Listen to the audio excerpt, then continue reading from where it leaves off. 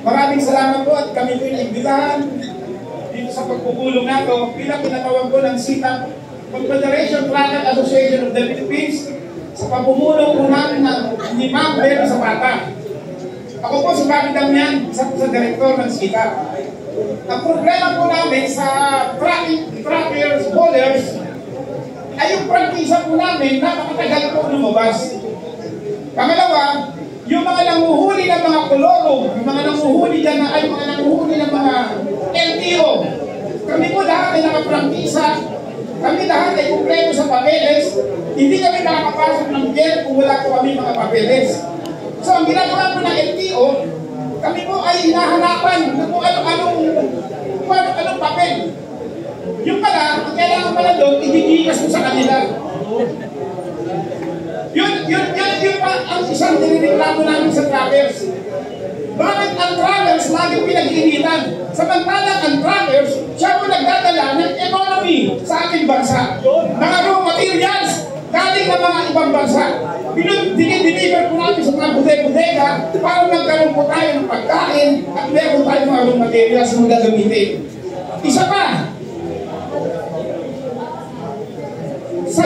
sa dinadaanan po namin, lagi po kami pinag-iinitan. Kesa nalulubak daw po ang kalsada. Tanong ko lang po, may kontraktos po ba dito?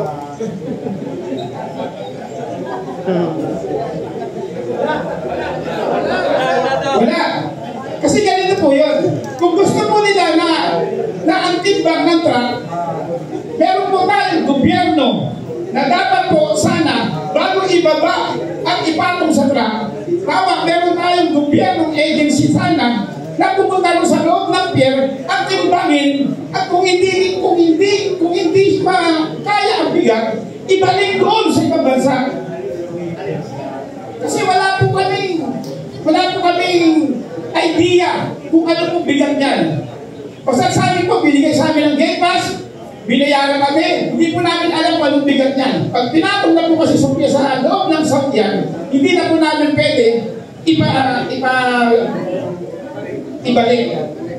Kaya ang hinihiling ko lang po, kung meron po sana tayo sa mga nanguhuli, na mga overloaded, sana po, bago lumabas ang truck namin, ay doon pa lang sa loob ng pier, ay sinecheck na po ng ahensya ng gobyerno natin. Tsaka bakit kami sisisihin sa sira ng kalsada? Samantalang, ang simento ay espalto ay napakanipis, samantalang sa ibang bansa. Halos may bakal, dito walang bakal.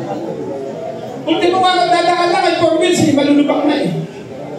Nawawala na yung simento, nawawala na yung espalto. Samantalang pare-pares ay taxpayer. Mas palaki, lahat po tayo taxpayer. Lahat po tayo ay nagbabayad sa gobyerno. Bakit hindi nila matugunan ang sa transportasyon? Andyan po na, kami po ay nakikisama sa mga kami din po ay transportation, sama-sama po tayo na sana ay idulog po natin sa ating gobyerno. Andyan yung tricycle, andyan yung jeepney, andyan yung bus, andyan yung taxi. Sama-sama po tayo. Kasi hindi po tayo dumunin ng gobyerno. Kung tayo po ay hindi parang walis na isang bugkos, dapat po niya ay naka-impact po tayo para tayo pituhunin ng gobyerno.